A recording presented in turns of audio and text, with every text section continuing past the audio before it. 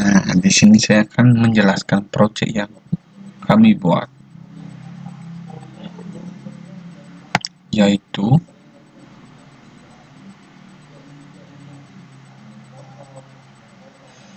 aplikasi desktop sederhana atau menghitung BMI dengan menggunakan Python Tinker. Nah, langsung saja ke penjelasannya. Yang pertama, latar belakang. Nah, persediaan bahan-bahan atau makanan yang dibutuhkan organisme maupun sel untuk bertahan hidup sementara dalam bidang medis, gizi, dan merujuk pada ilmu atau praktik konsumsi. Nah, BMI atau Body Mass Index atau jika dalam bahasa adalah IMT, indeks massa tubuh, merupakan salah satu cara untuk masalah kesehatan. Dengan mengetahui indeks massa tubuh seorang, maka kita bisa melakukan lebih lanjut terkait asupan gizi yang dikonsumsi dalam seharinya sehingga tubuh ideal atau normal bisa dicapai. Nah, sistem pakar ini merupakan suatu sistem di mana mengintegrasi ilmu atau pengetahuan yang dimiliki oleh pakar dalam bidangnya. Dalam hal ini, sistem pakar dapat menghitung BMI, bisa membantu kita mengetahui keadaan BMI tanpa harus perlu repot-repot datang ke offline atau gimana, secara otomatis. Nah, kalau rumusan masalah itu, seberapa penting sih pengecekan ini? Bagaimana pemanfaatan? Bagaimana membuat GUI atau graphic user interface? Tujuannya untuk membuat sistem pakar menghitung BMI untuk berkontribusi dalam meningkatkan kesehatan. Nah, selanjutnya. Nah, ini berikut adalah sistem yang pernah dikembangkan sebelumnya, yaitu sistem pakar untuk mendiagnosa obesitas pada anak dengan menggunakan metode backward chaining. Nah, pengujian menggunakan sistem pakar yang ada pengujian dengan menggunakan sistem diagnosa obesitas anak untuk menentukan. Nah, seperti ini. Nah, ini gambar yang kami lihat sebelumnya. Nah, pada form data pasien seperti gambar di atas, sesuai dapat sampel dengan klik tombol new atau inputkan klik tombol IMT untuk mendapatkan nilai IMT. Nah, setelah itu diproses dari berat badannya, tinggi badannya, dan segala macam, akan menghasilkan sistem seperti ini. Nah,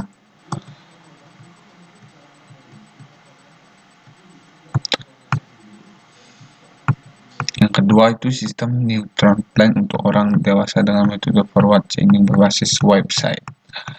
Nah, ketika website dijalankan, maka akan muncul sebuah tampilan dengan nama halaman utama yang akan menampilkan menu utama, yaitu home, profile, file, dan try this untuk proses kepakaran selanjutnya. Nah, ini berikut tampilan home-nya.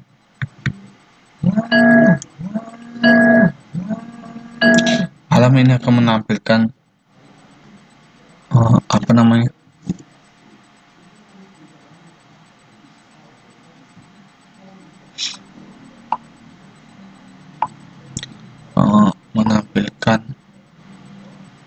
menampilkan informasi pola makan yang tepat secara saat gizi. Nah, berikut adalah tampilannya atau interface-nya. Sangat simpel tapi sangat bermanfaat. Halaman ini akan menampilkan form data seperti form data, lalu perhitungannya, langsung kalorinya. Halaman ini menampilkan kombinasi makan malam serta fungsi-fungsinya.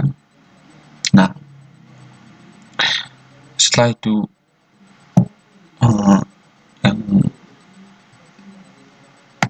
adalah bagian dari kajian pustaka. Kajian pustaka yaitu sistem pakar disusun oleh dua bagian utama, yaitu lingkungan pengembangan atau development infra yang memasukkan pengetahuan pakar sistem pakar dan lingkungan digunakan oleh pengguna yang bukan pakar dalam memperoleh pengetahuan komponen oleh sistem pakar. Kedua bagian tersebut dapat dilihat dari gambar ini. Itu yang kedua. Ketiga itu perancangan sistem. Nah, seperti gambar yang di samping, memiliki alur yang di konteks diagram adalah pasien untuk menginputkan data pasien. Data pasien. Nah,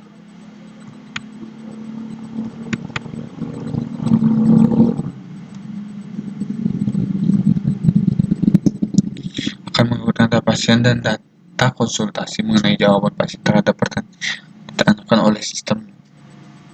Sistem akan memberikan hasil konsultasi sebagai output kepada pasien, sedangkan dokter memberikan input ke sistem berupa data dokter. Data pertanyaan, data konsultasi, dan data gereja adalah role atau knowledge. Kemudian dokter akan menerima output berupa data konsultasi. Jadi aplikasi ini akan men-share data semuanya tuh lalu ke mengasih feedback ke ke pelanggan atau pasien tuh biar feedbacknya tuh biar baik. Nah, yang kedua yaitu desain hierarchy chart. Sistem pakar untuk universitas terdapat pada proses yang digambarkan. Nah, seperti ini. Kurang lebih seperti ini.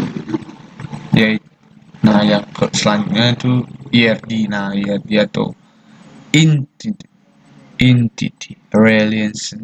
Relationship Diagram. Seperti ini diagramnya. Nah,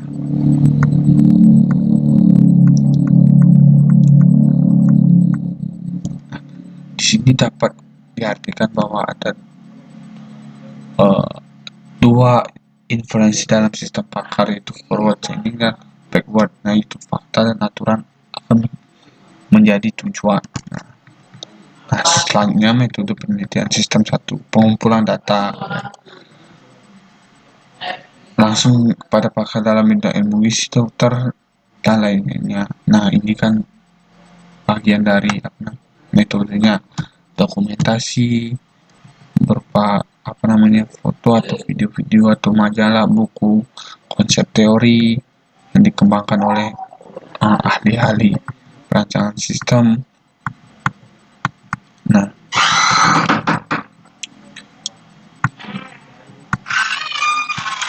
yang selanjutnya desain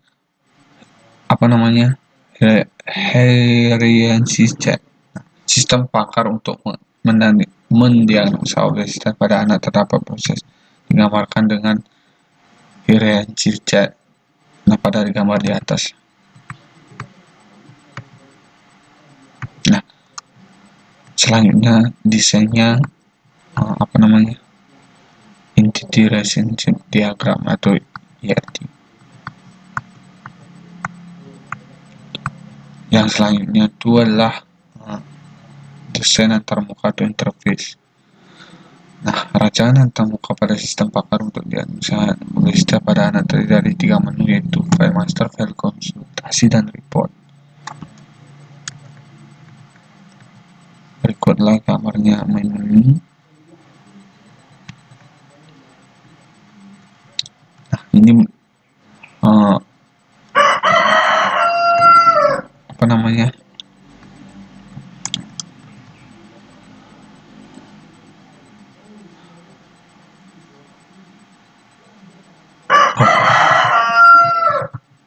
baik, sekian yang dapat saya jelaskan.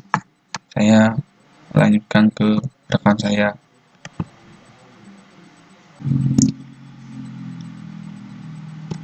Baik, saya akan melanjutkan presentasi dari rekan saya. Saya membahas bab 3 saat ini, yaitu tentang metode. Yang pertama itu adalah data. Nah, data pada proyek atau project yang kami kerjakan ini, yang diperlukan itu data berupa berat dalam kilogram, misalnya 30 kg, 60 kg, dan lain sebagainya.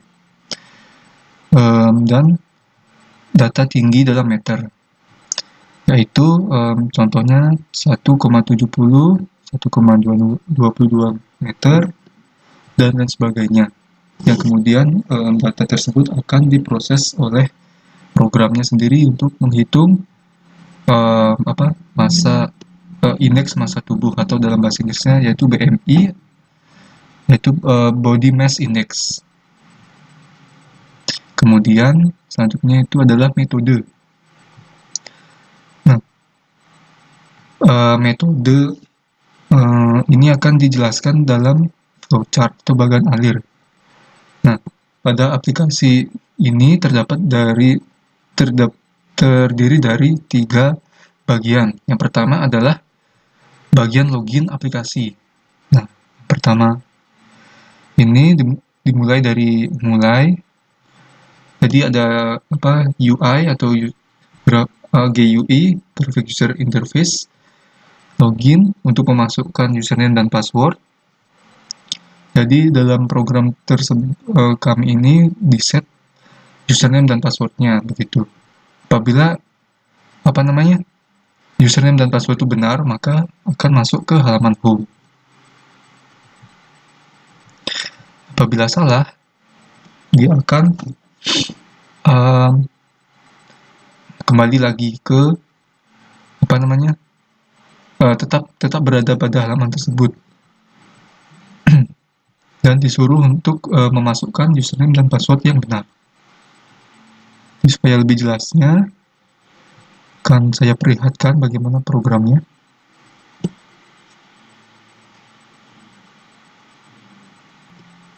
Nah, ini adalah halaman dari login.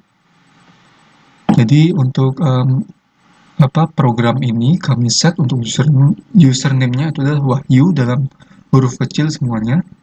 Kemudian passwordnya kami set 123. Seperti itu. Saya akan mencobanya apabila salah ya. Misalnya Wahyu 45 begitu.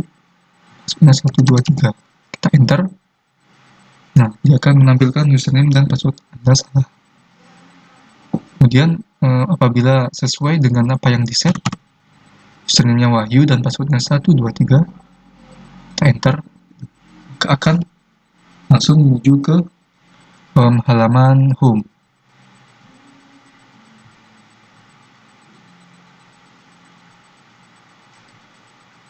Kemudian, ini halaman home. Ini sederhana dan simple. Halaman home ini cuma menampilkan tulisan saja. Tulisan bahwa program ini adalah program untuk menghitung BMI. Langsung saja. Nah, seperti ini. Selamat datang, dan ada kata-kata seperti ini.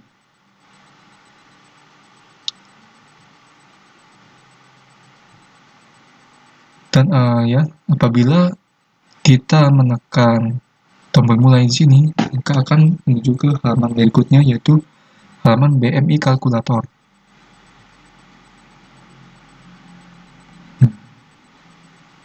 Kita coba ya. Nah, masuk ke halaman ini.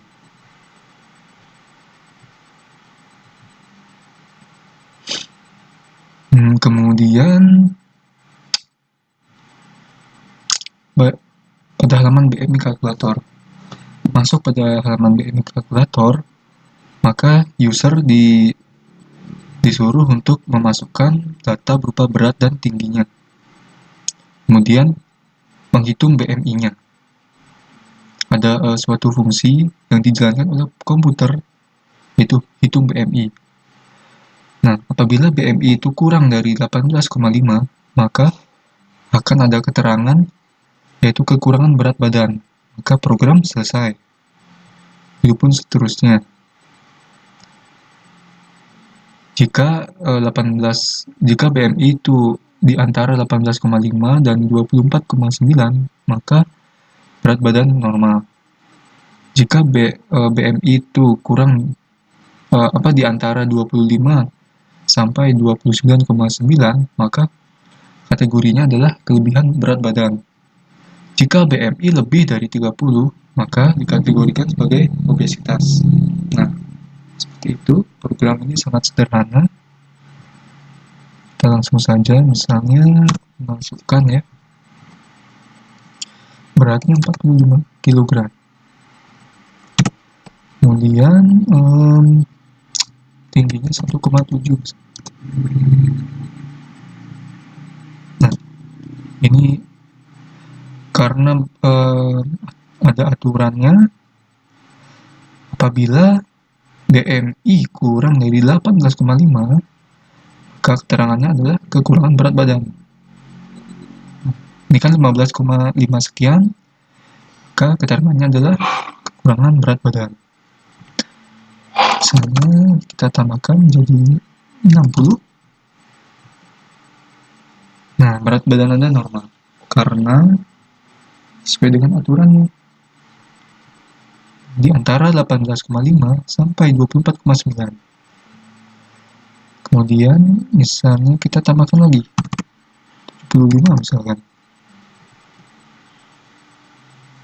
Nah, apabila berat badan itu antara 25 sampai 29,9 BMI-nya, maka kategorinya adalah kelebihan berat badan. Terus selanjutnya yang terakhir, jika BMI lebih dari 30, misalkan berat badannya 90, seperti itu, lebih dari 30, ya obesitas. Ya kurang lebih seperti itu programnya, sangat sederhana sekali. Nah, ini adalah pengujian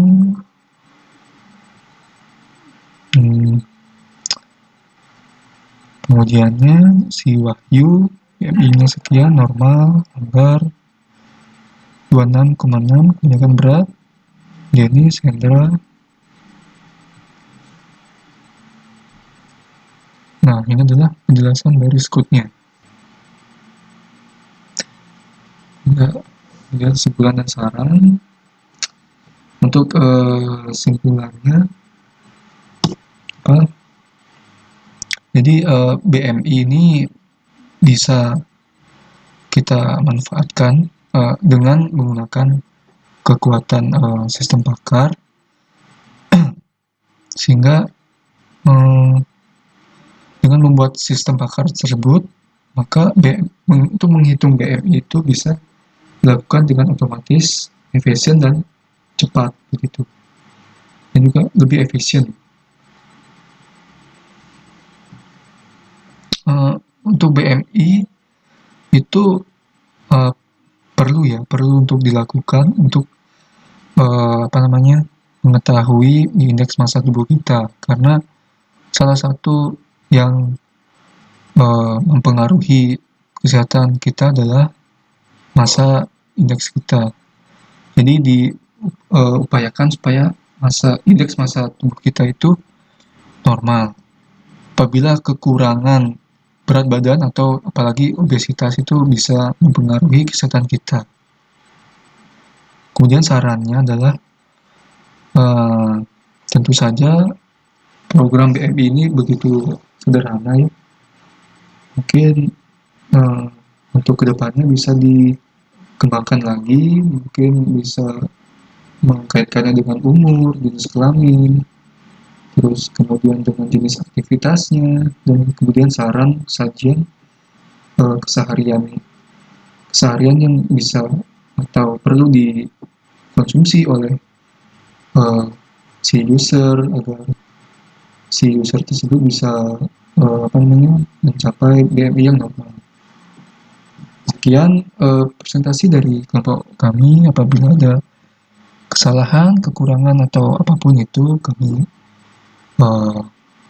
mohon maaf. Untuk penutup, kami ucapkan terima kasih.